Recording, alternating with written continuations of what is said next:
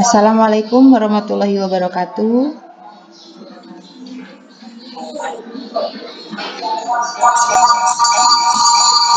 Ya, terima kasih kepada Bapak dan Ibu guru di sini yang sudah hadir dalam kegiatan yang akan saya tampilkan pada hari ini. Pertama-tama, marilah kita panjatkan puji syukur kehadirat Allah Subhanahu wa taala yang mana telah memberikan kita kesehatan jasmani dan rohani kepada kita semua sehingga kita bisa berkumpul bersama dalam keadaan jimit atau Zoom yang kita laksanakan pada hari ini. Salawat beriring salam kita sampaikan kepada junjungan kita Nabi besar Muhammad Sallallahu Alaihi Wasallam yang mana telah membawa kita dari zaman jahiliyah menuju ke zaman yang serba modern seperti yang kita rasakan pada saat ini. Terima kasih kepada wakil kepala sekolah dan para bapak ibu di sini yang terhormat mengganggu waktunya sebentar. Baik, di sini saya akan memaparkan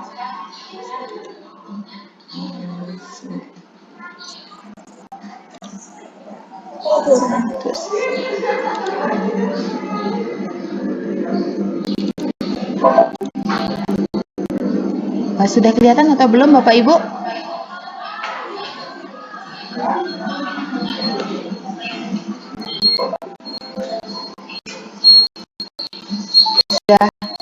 Sudah terlihat di layarnya belum? Sudah ya? Oh ya, terima kasih. Baik, saya akan memaparkan hasil dari aksi nyata itu dalam modul 1.4 yaitu tentang budaya positif. Di sini kami akan memaparkan modul 1.4 di mana ini adalah modul terakhir dari modul 1. Jadi jika modul ini selesai hari ini maka hampir 40% kami menyelesaikan modul dari keseluruhan. Jadi minta doanya Bapak Ibu semoga semua berjalan lancar dan calon guru penggerak pun hilang C-nya ya Bapak Ibu. Terima kasih.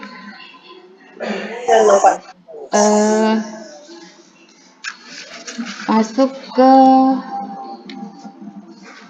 di sini tentang guru merdeka ya Bapak Ibu. Pendidikan diibaratkan sebagai seorang petani yang memiliki peranan penting untuk menjadikan tanamannya tumbuh subur.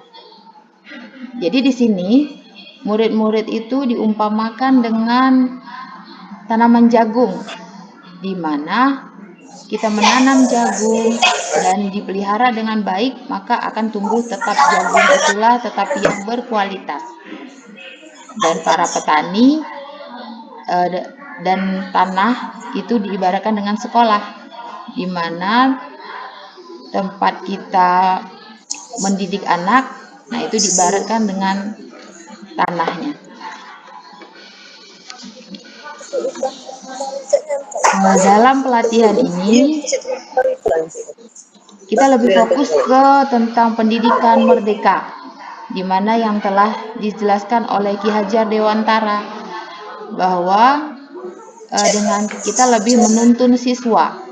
Selama ini kita di sini kan sering menuntut ya, menuntut siswa bukannya menuntun.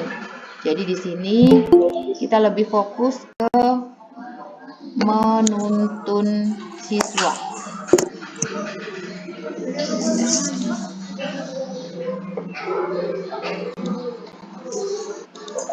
Nah, di sini saya menampilkan suatu gambar di mana itu gambar apa Bapak Ibu? Kalau Di sini kita lihat itu gambar menggenggam ya. Menggenggam di sana kita ibaratkan sesuatu yang sangat berharga bagi kita yang kita genggam erat-erat. Tentu saja sesuatu yang berharga bagi kita tidak ingin mudah untuk membukanya ya. Nah, jadi di sini mengambil tentang contoh sesuatu yang berharga kita genggam. Jadi diibaratkan dengan siswa peserta didik di sekolah, bagaimana kita menjaganya agar menjadi peserta didik yang lebih berkualitas. Dengan cara kita sebagai guru mendidiknya pun dengan baik. Mungkin saya akan bertanya kepada atau ada yang akan menjawab. Kalau ibu bapak di sini mempunyai sesuatu hal yang berharga, apa yang akan ibu bapak lakukan? Atau akan membukanya dengan semudah itu? Ataukah akan digenggam selalu? Kita ibaratkan apa genggaman itu gitu ya. Nanti saya akan bertanya yang digenggam itu apa? Diibaratkan dengan apa? Dan apakah bapak ibu akan membukanya? Begitu. Pertanyaan ini mungkin saya akan lontarkan satu saja kepada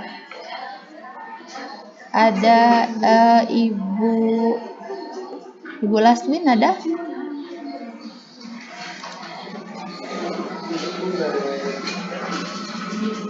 Ibu Laswin? Oh, sedang ini ya. Silakan kepada Ibu Ririn. Ibu Ririn bisa menjelaskan apa yang digenggam itu apa dan akan mudah atau tidak Ibu Ririn untuk melepaskannya jika itu hal yang berharga. Silakan Bu Ririn dengan pendapatnya yang sesimpel mungkin. Boleh.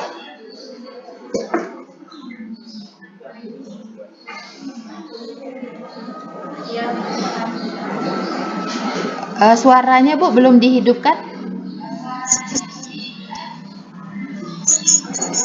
Ya, sangat mudah, Bu. Ya. Nah, jadi genggaman ini seolah apa dengan Ibu Ririn dan apakah mudah Ibu Ririn melepaskannya atau mempertahankannya? Akan mempertahankannya. Oh, yang mempertahankannya ya, berarti tidak mudah walaupun dibujuk atau dirayu ya Bu Ririn. Ya, ya boleh dimatikan suaranya Ibu Ririn. Terima kasih atas jawabannya. Mungkin satu penjelasan lagi saya minta kepada Ibu Febrika Sari.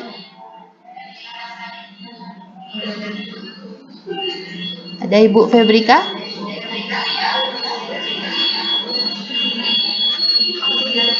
Oh, sedang tidak menghidupkan layar ya. Saya minta satu lagi saja. Lagi jawaban kepada Ibu Lydia ada?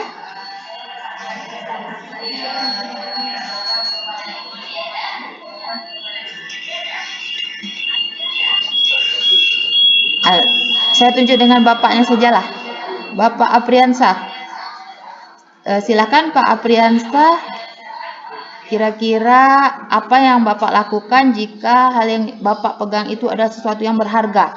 Jika dirayu, dibujuk dengan seseorang, apakah Bapak mudah melepaskannya? Silakan Pak Apriansah.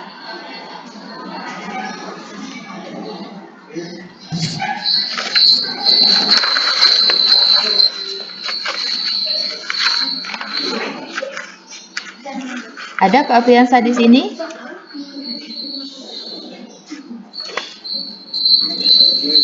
Mungkin dari suaranya belum enggak juga kayaknya. Oh ya sudah ya. Ya.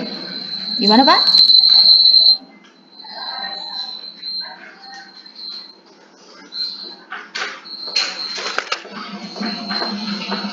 Mudah atau tidak Bapak memberikan sesuatu yang berharga bagi Bapak?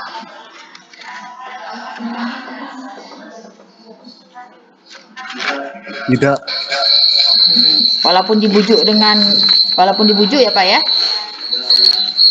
Oh ya, Ya, Bu. ya boleh dimatikan suaranya.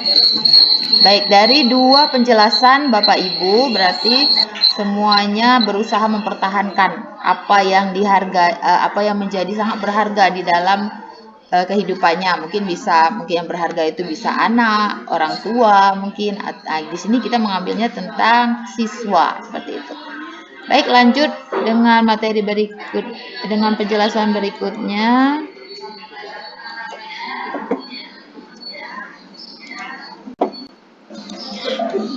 Berapa miskonsepsi tentang makna kontrol?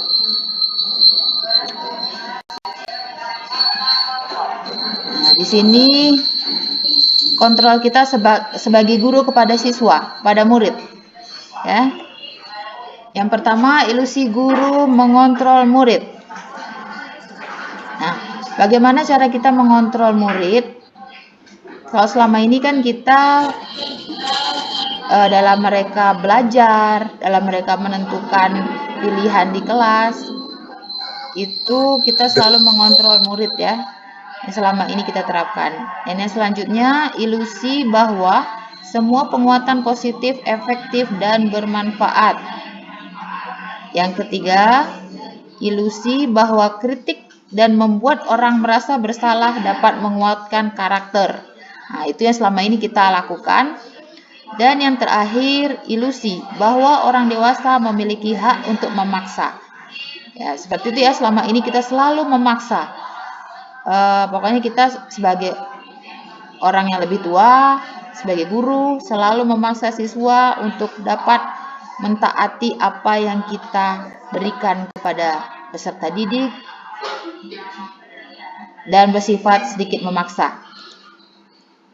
Selanjutnya masuk ke makna disiplin.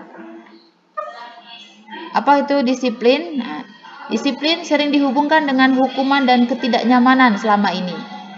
Mungkin bagi siswa yang sering terlambat, itu sering kita berikan hukuman. Dengan hukuman, maka peserta didik akan merasakan ketidaknyamanan. Ketidaknyamanan karena selalu mungkin merasa terkejar-kejar, takut dimarah, atau seperti apa ya.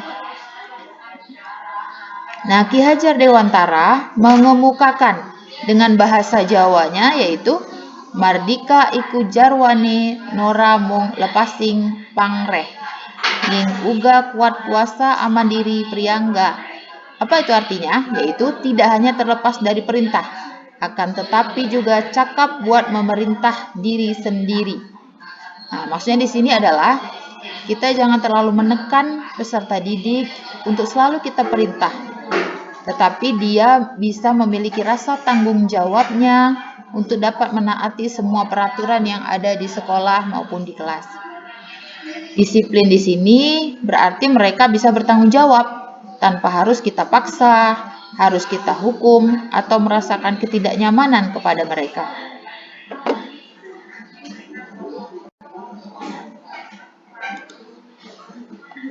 Selanjutnya, 3 motivasi perilaku manusia. 3 motivasi perilaku manusia yang sering dirasakan kepada murid-murid kita. Yang pertama, menghindari hukuman. Siswa berusaha untuk tidak terlambat, itu menghindari hukuman. Hanya hukuman yang ada di pikirannya ya. Jadi dia tergesa-gesa itu karena hanya takut dengan hukuman. Yang kedua, dengan mengharapkan penghargaan. Siswa-siswi kita hanya ingin dipuji, datang cepat hanya ingin dipuji saja. Nah, ketika gurunya lupa memuji, maka siswa tersebut akan putus asa, akan kecewa. Yang terakhir, keinginan diri menjadi apa yang diinginkan dan menghargai diri sendiri.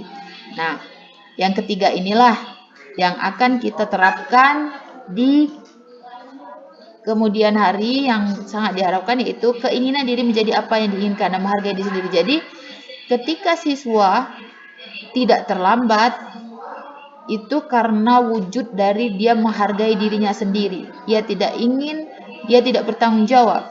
Dia ingin mematuhi peraturan di sekolah dengan datang tepat waktu.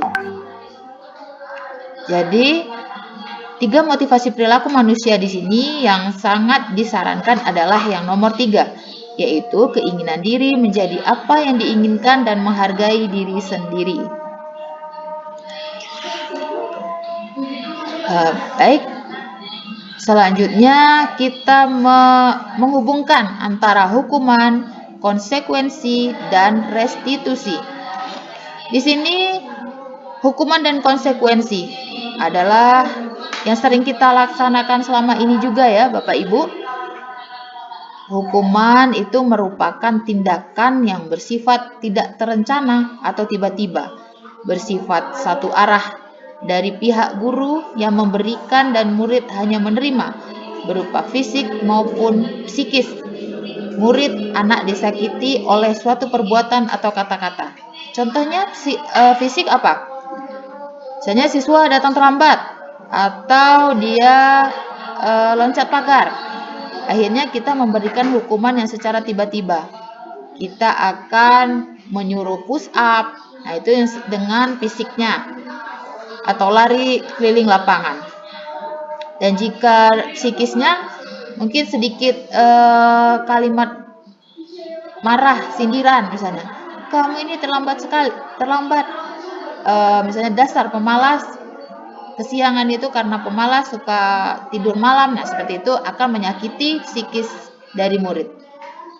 Dan yang konsekuensi merupakan sudah terencana, ya, sudah disepakati antara guru dan siswa. Namun itu tetap saja membuat siswa itu tidak nyaman karena mereka merasa suatu ketergantungan ya. Tidak bisa merasa bebas dan nyaman seperti itu. Dan nanti akan saya jelaskan tentang restitusi, di mana kalimat restitusi ini pun kalimat yang baru saya juga dapatkan ketika mengikuti program calon guru penggerak. Akan saya jelaskan di slide berikutnya. Baik, di sini kita akan membedakan antara hukuman atau konsekuensi. Paham tadi ya Bapak Ibu? Kalau hukuman dan konsekuensi itu berbeda. Kalau hukuman itu bersifat tiba-tiba dan lebih keras mungkin ya. Kalau konsekuensi adalah sesuatu yang sudah disepakati.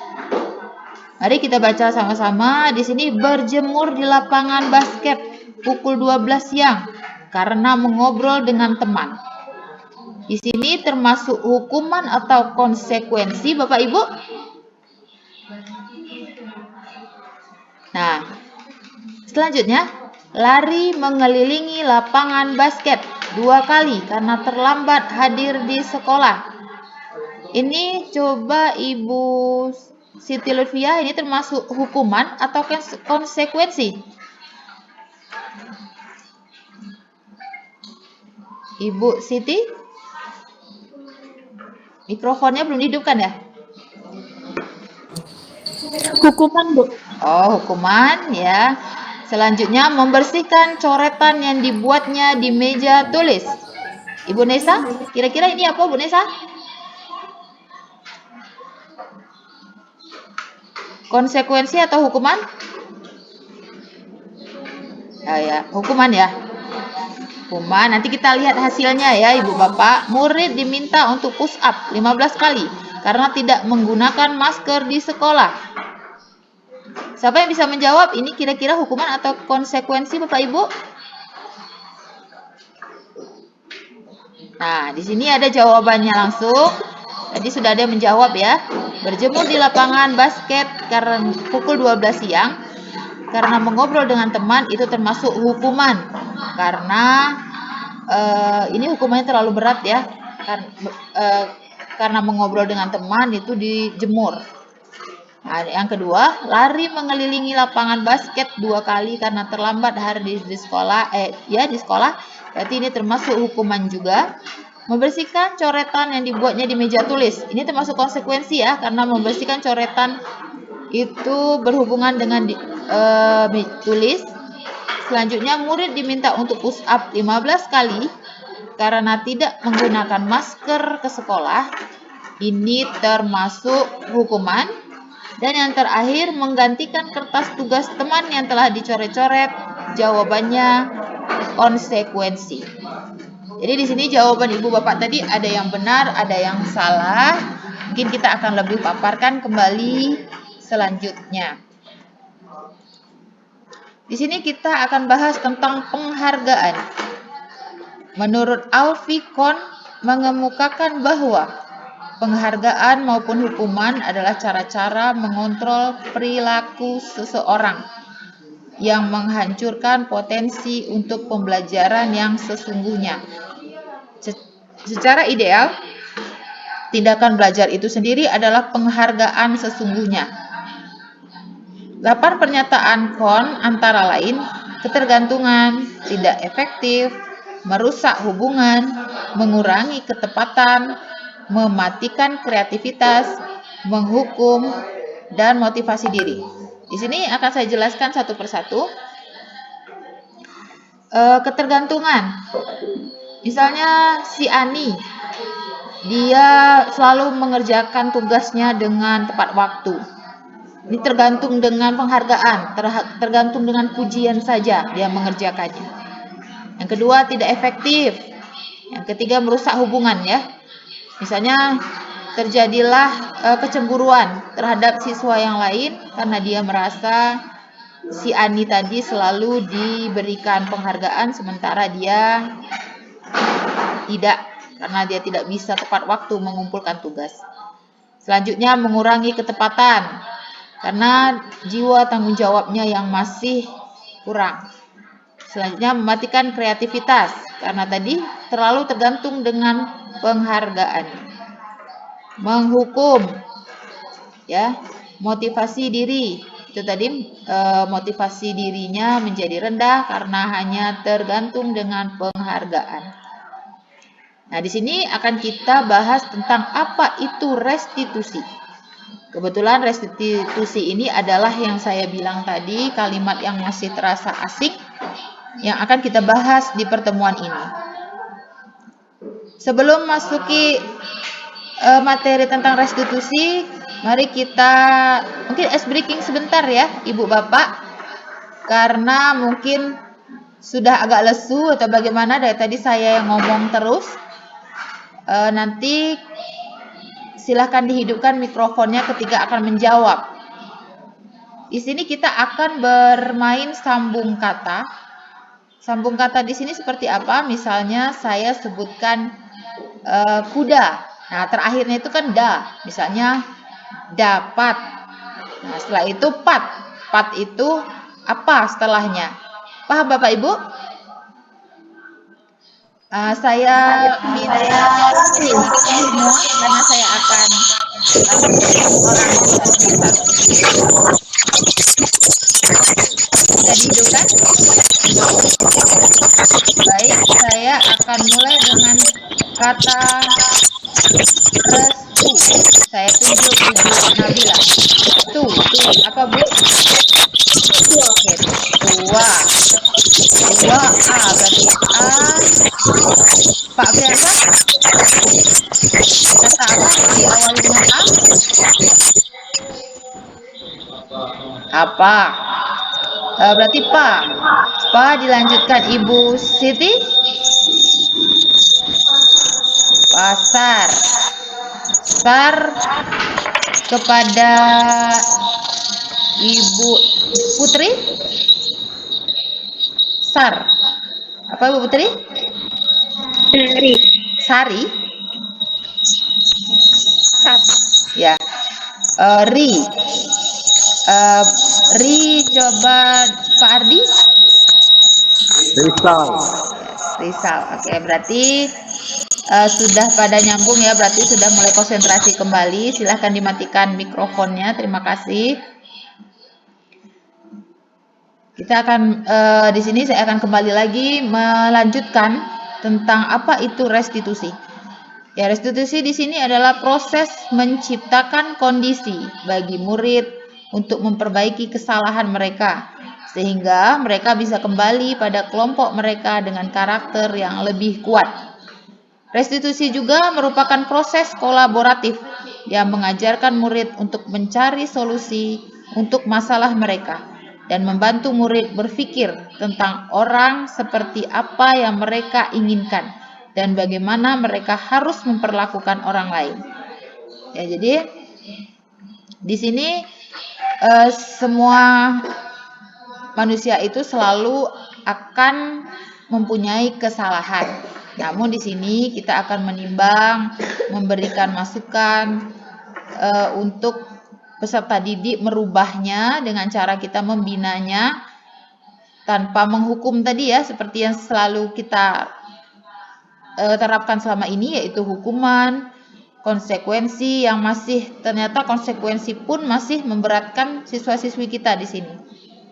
Jadi dengan restitusi ini diharapkan kita bisa membuat senyaman mungkin para peserta didik bagaimana kita membina siswa kita di sini tanpa ada rasa tekanan dan mereka pun tapi tetap mereka berpikir untuk berubah, untuk menjadi lebih baik lagi.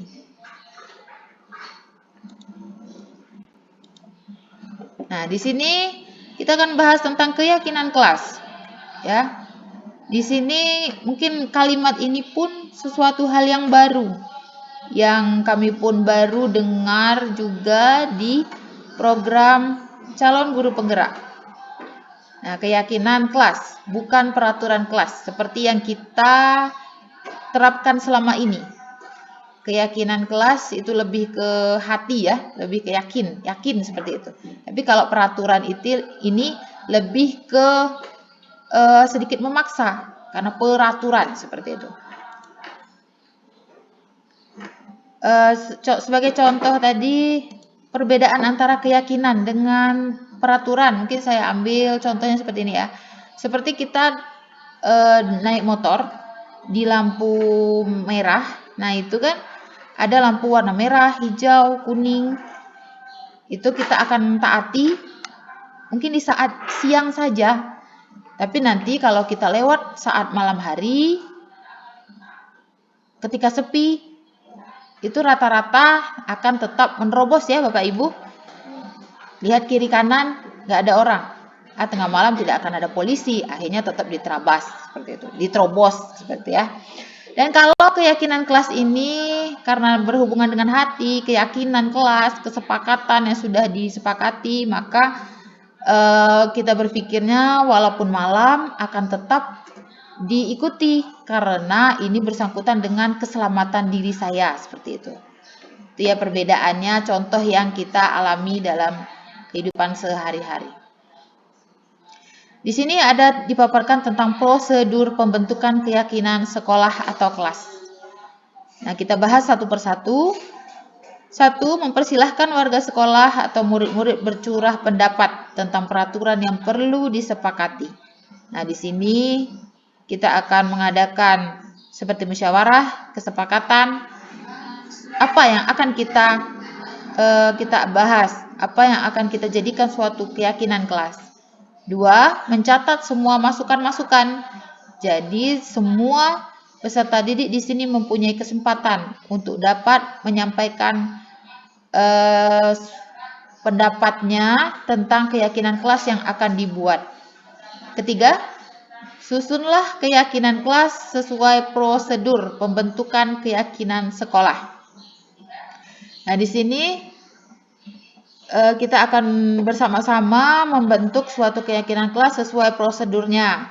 Yang keempat, menemukan nilai-nilai kebajikan atau keyakinan yang dituju. Seperti nilai-nilai kebajikan itu sesuatu hal yang baik ya. Misalnya kita membuat suatu kelas tidak boleh ada sampah. Nah, ini kan kita menilai dari kebajikannya yaitu terciptanya kebersihan di kelas. 5. Tinjau ulang bersama-sama. Nah, di sini dianjurkan untuk prinsip atau keyakinan kelas ini terdiri dari hanya 3-7 saja. Tidak boleh banyak-banyak ya. Karena dikit tetapi berkualitas.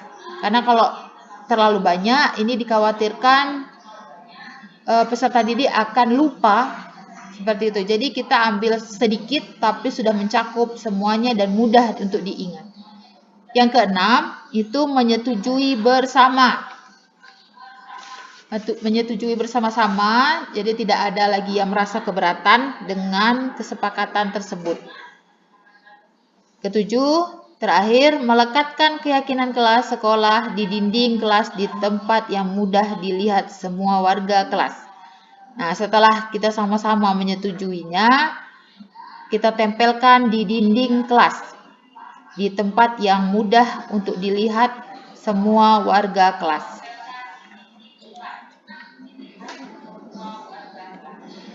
Nah, di sini contoh keyakinan kelas. Setiap anggota kelas perlu belajar, setiap anggota kelas perlu senang, setiap anggota kelas perlu melakukan tugas, setiap anggota kelas perlu saling menghargai, setiap anggota kelas perlu merasa nyaman, aman, dan selalu bersikap positif, senantiasa menjadi diri terbaik, percaya dan menghormati orang lain serta barang miliknya, berkomitmen terhadap setiap tugas, senantiasa membantu. Dan di sini ada 3 poin, hormat. Kami meyakini bahwa sangat penting untuk menghormati semua orang dan barang milik orang lain. Jadi kita fokus ke saling menghormati. Dan yang bekerja, kami meyakini bahwa sangat penting untuk mengerjakan segala pekerjaan atau mengikuti kegiatan yang telah ditugaskan.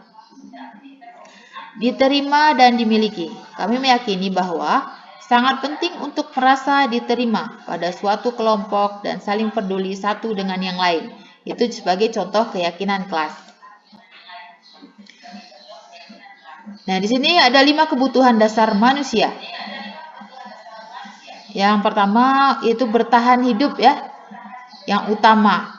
Sebagai manusia kita berusaha untuk bertahan hidup dengan makan, minum, seperti itu menjadi contoh dari bertahan hidup. Kedua, yaitu perlunya kasih sayang. Setiap manusia pasti membutuhkan kasih sayang, terutama dari keluarga dan juga dari teman, seperti itu. Dan selanjutnya kesenangan. Dalam dunia ini tidak ada ya manusia yang tidak ingin senang, selalu ingin bahagia hatinya. Dan yang keempat, kebebasan. Walaupun diberikan kebebasan, kita harus tetap dalam norma-normanya. Dan yang terakhir yaitu penguasaan. Nah, sebagai pendidik, kita harus memahami jika semua orang senantiasa berusaha untuk memenuhi kebutuhannya dengan berbagai cara.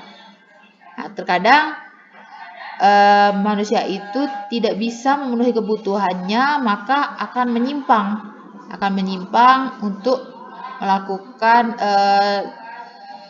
cara yang lebih instan, cara yang lebih mudah, tapi dengan cara yang salah.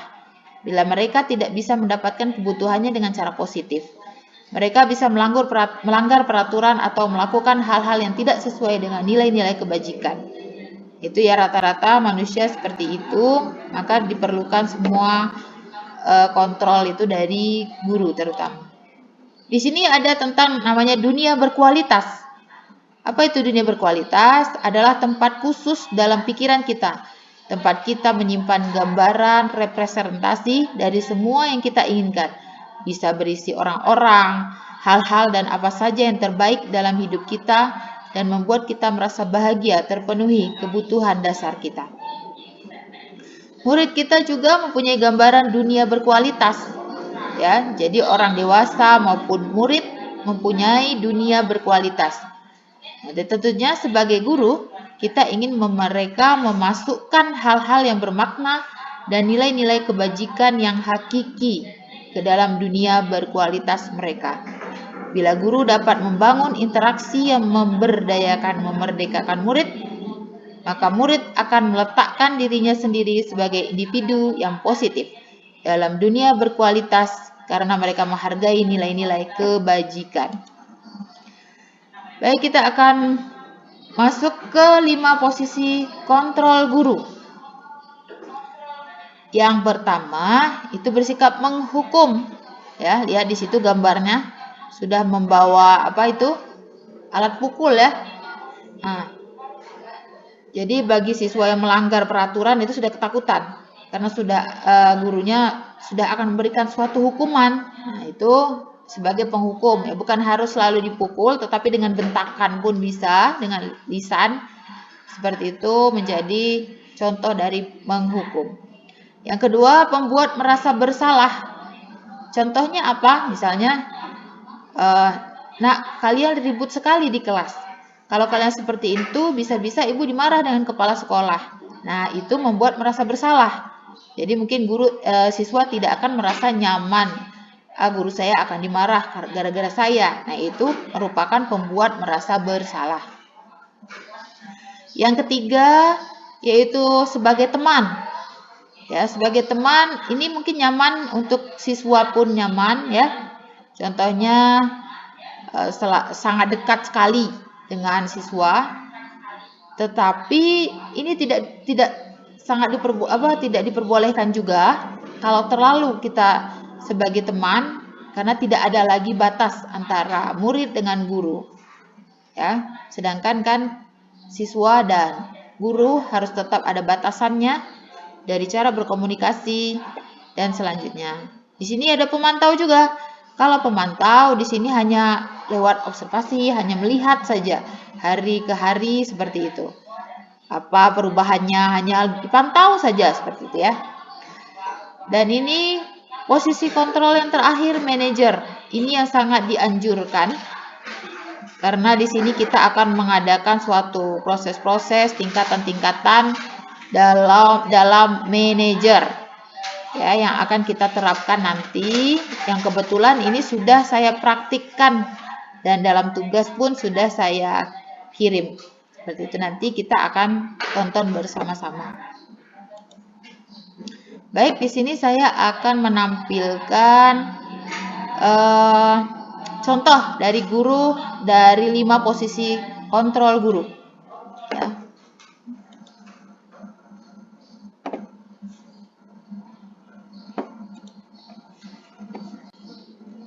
Mari kita tonton bersama-sama.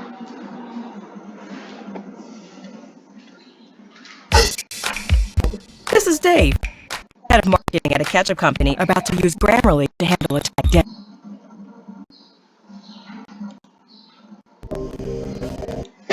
Kan kasus NAP.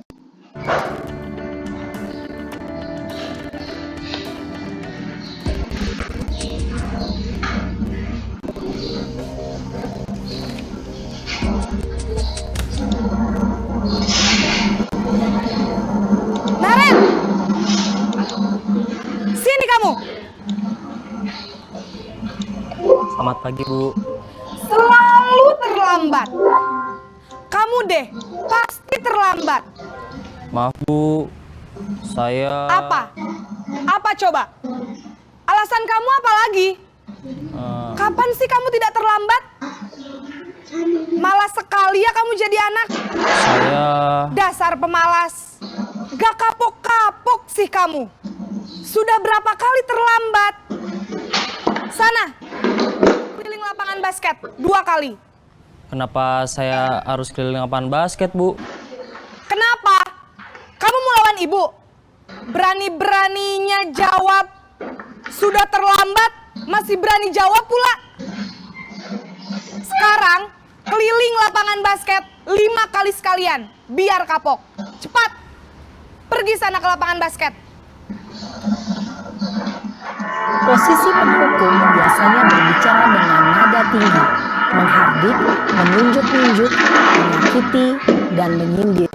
Hukuman bisa berupa fisik maupun psikis. Ibu dan bapak guru hebat. Dampak yang terjadi pada murid ketika guru berada pada posisi penghukum adalah murid cenderung akan memberontak, bahkan menyimpan dendam.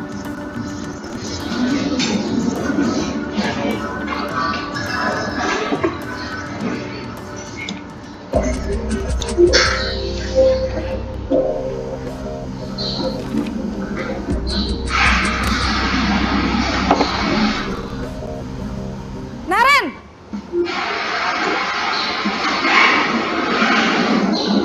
Selamat pagi, Bu. Naren! Kamu kenapa terlambat lagi, Nak? Ya Tuhan, Naren.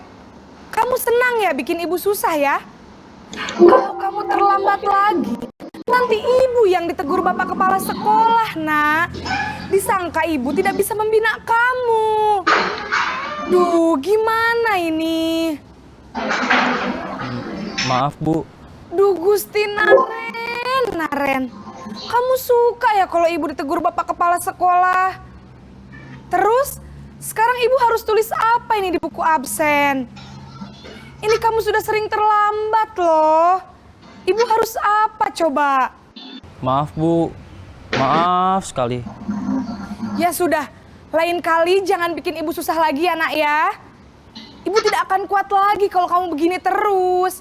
Bisa jantungan kalau ibu ditegur bapak kepala sekolah. Sana cepat ke kelas. Maaf ya, Bu.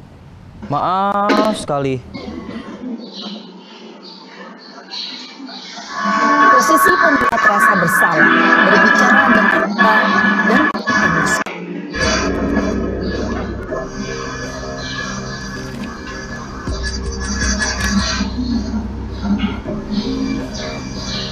Naren!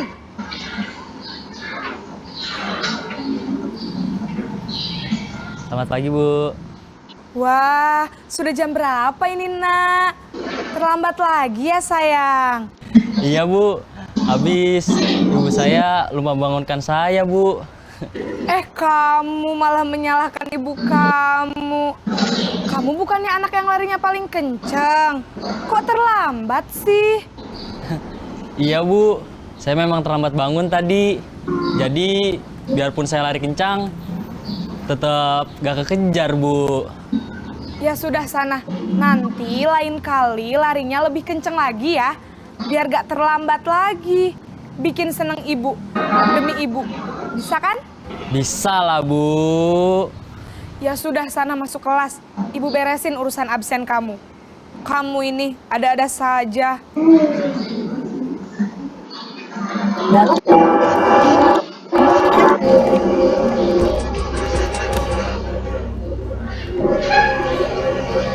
Naren!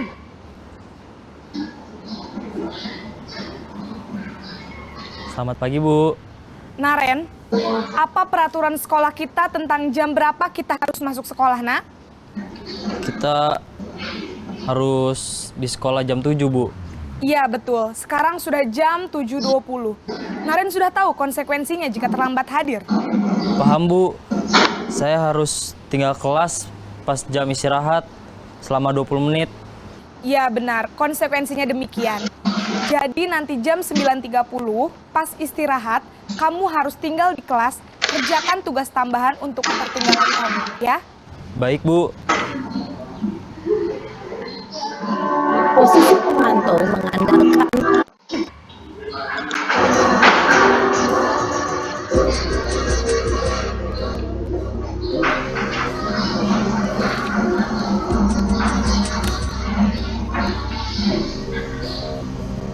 Naren!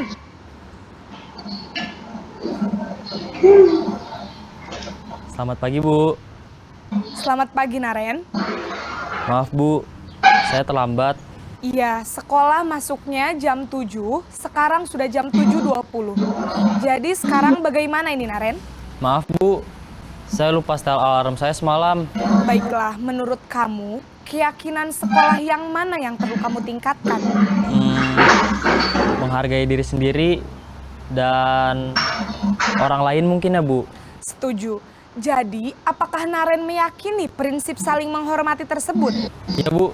Saya meyakininya. Apakah Naren bersedia memperbaiki masalah keterlambatan ini? Bersedia, Bu. Bagaimana kamu akan perbaiki masalah keterlambatan ini? Saya akan coba untuk tidak lupa menyetel alarm saya, Bu. Baik, kalau Naren lupa menyetel alarm di rumah, ada orang yang kira-kira bisa bantu mengingatkan tidak? Ada, Bu. Kakak saya, Kak Ema. Ada lagi selain Kak Ema? Selain Kak Ema, ada ibu saya. Baik, jadi yang mengingatkan Naren adalah Kak Ema dan ibu kamu ya? Kira-kira akan mulai setel alarm kapan nih, Naren? Setelah pulang sekolah, akan segera saya lakukan. Baik, jadi Naren akan setel alarm untuk bangun besok pagi dan akan diingatkan oleh kakak dan ibunda Naren ya. Ada lagi yang mungkin perlu dilakukan Naren agar tidak terlambat bangun lagi? Tidak ada, Bu. Baik Naren, terima kasih untuk kerjasama kamu. Sekarang kamu perlu kembali ke kelas untuk belajar. Baik, Bu. Terima kasih. Kontrol tadi.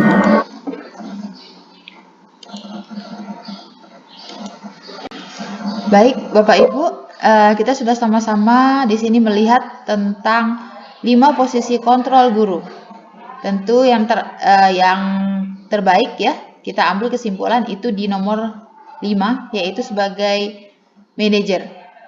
Jadi dia tersusun seperti itu. Kalau yang keempatnya itu ada tingkatannya, yang paling berat yang mana? Yang pastinya yang menghukum ya. Nah, jadi mungkin di sini kita selama ini mungkin ada tadi yang menonton, mungkin ada yang sambil tersenyum sedikit. Mungkin kita merasa, oh ini saya. Kalau saya sering marah kepada siswa seperti ini model saya, seperti itu. Jadi diusahakan untuk ke depan kita bisa menerapkan dengan yang posisi kontrol sebagai manajer. Nah, di sini kita ada contoh ya, kita sama-sama baca di sini contoh posisi kontrol yang mana. Dari tadi kan sudah kita lihat tuh sama-sama dari penerapannya yang kelima posisi itu. Mari kita jawab bersama-sama di sini. 1, Ibu sangat kecewa sekali dengan kamu. Ini termasuk apa kira-kira ya, Bapak Ibu? Posisi yang manakah? Ada yang bisa jawab? Silakan Ibu, coba Ibu Nabila. Nggak apa-apa, sebutkan saja Bu, apa yang menurut Ibu ini, Ibu sangat kecewa sekali dengan kamu. Ini bersifat merasa bersalah ya Bu ya. Ya, betul Ibu Nabila. Selanjutnya, Adi, tahukah kamu jam berapa kita memulai? Dan selanjutnya, ayo bantulah demi Bapak ya. Ini nanti kita langsung ada jawabannya ya, supaya kita langsung sama-sama bisa belajar di sini. Kita lihat jawabannya sambil kita bahas satu sama-sama. Ibu sangat kecewa sekali dengan kamu. Ya, di sini kan ada kecewa. Kalau kecewa itu berarti peserta didik akan merasa bersalah, ada perasaannya bersalah karena ibu gurunya menjadi kecewa. Selanjutnya, Adi, tahukah kamu jam berapa kita memulai? Nah, kalau di sini berarti bersifat sesuai itu sebagai pemantau. Ayo bantulah demi Bapak ya.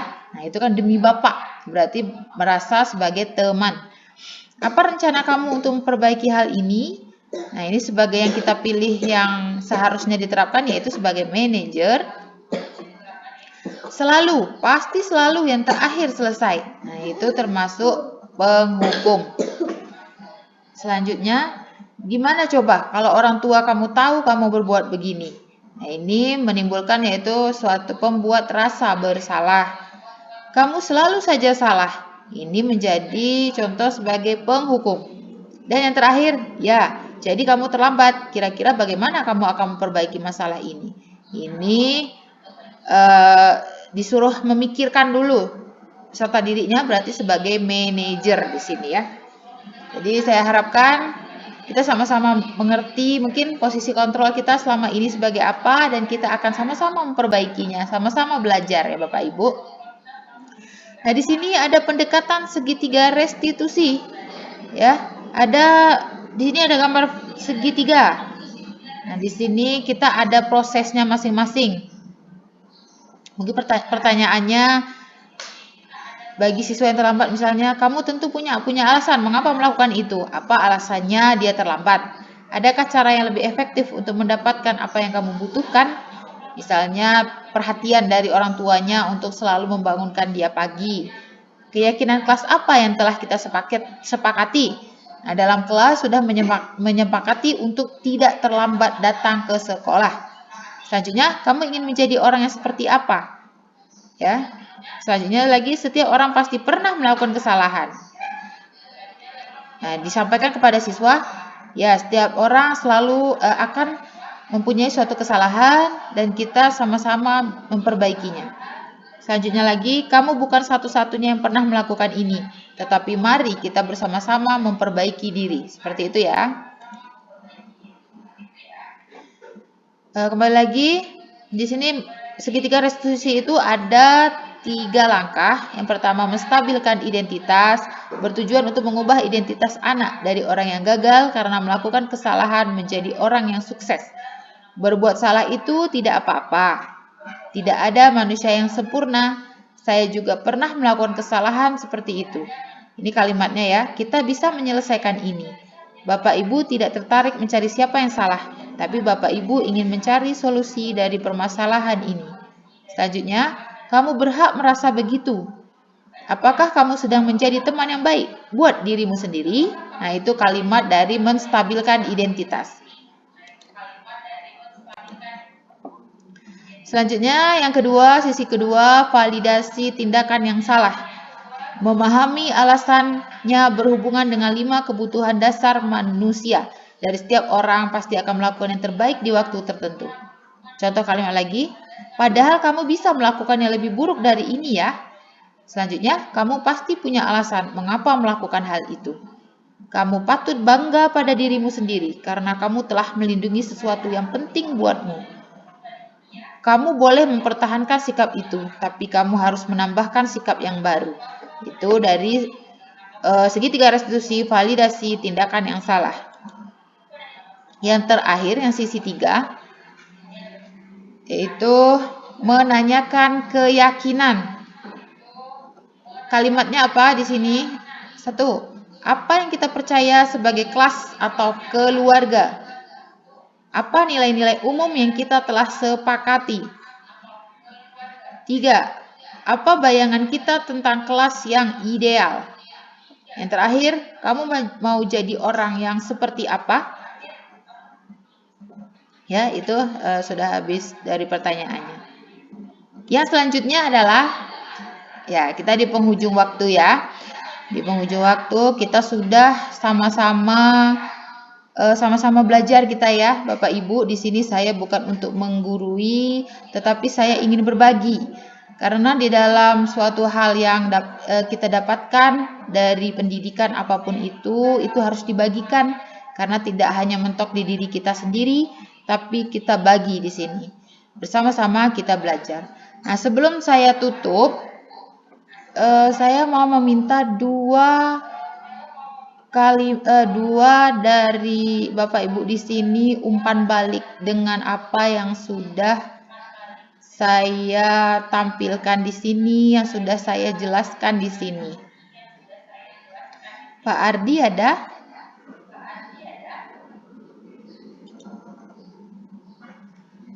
Oke.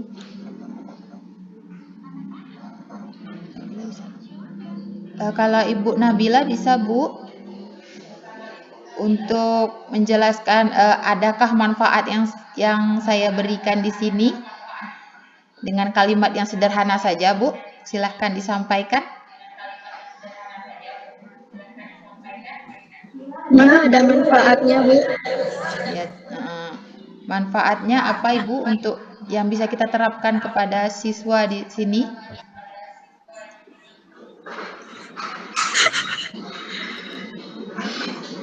Oke. Selanjutnya saya minta tolong kepada Ibu Laswin. Ibu, umpan balik apa yang Ibu dapatkan dari penjelasan yang saya sampaikan pada kesempatan hari ini, Ibu Laswin? Dengan waktunya saya persilahkan. Oh iya Bu Nova, mohon maaf ini langsung saja. Suaranya sudah belum terdengar, Ibu? Ya, suara saya. Suara saya terdengar, Bu Nova. Sudah, Ibu. Ya, silahkan, Ibu.